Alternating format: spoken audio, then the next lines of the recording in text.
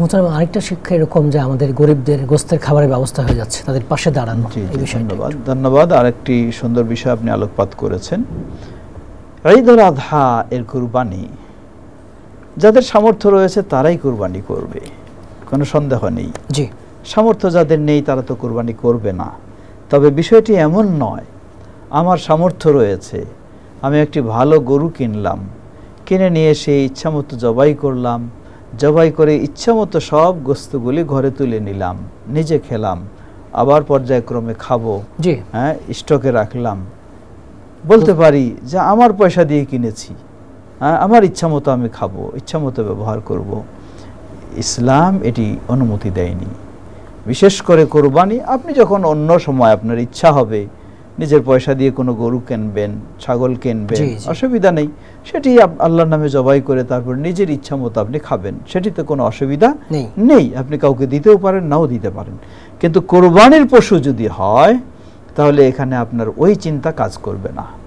আল্লাহ রাসূল সাল্লাল্লাহু আলাইহি ওয়াসাল্লাম বলেন, খুলু মিনহা ওয়া তাসাদ্দাকু ওয়াদাখিরু, তোমরা এই কোরবানির গোশত নিজেরা খাও, ওয়া তাসাদ্দাকু, এবং এটি দান করো।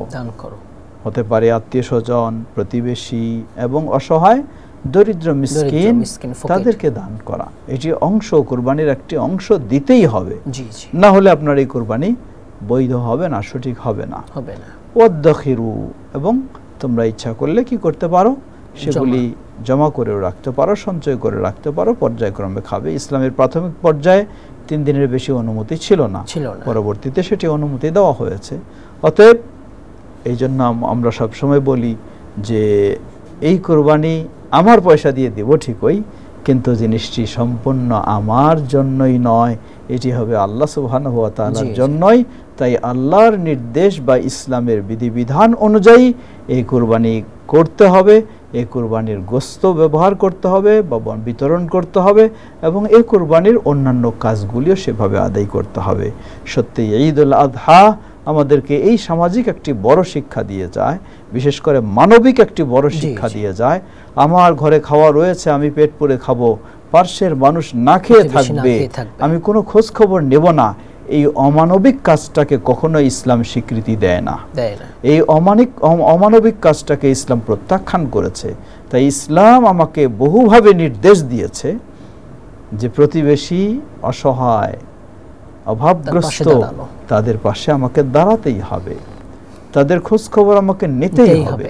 যার একটি বড় দিক হলো এই কুরবানির বিষয়। আমি একাই তুলে নিব, একাই সব খাবো, ইসলাম এটি আমাকে ছাড় দেয়নি, অনুমতি দেয়নি। অবশ্যই, জি অবশ্যই আমি খাবো, যেমন আনন্দের সাথে আমার প্রতিবেশী এবং অসহায় দরিদ্র তারাও যেন এই ঈদের আনন্দ উপভোগ করতে পারে, তারাও যেন এই কুরবানির গোশত খাওয়ার সুযোগ পায়। ইসলাম এমনই একটি নির্দেশ দিয়েছেন।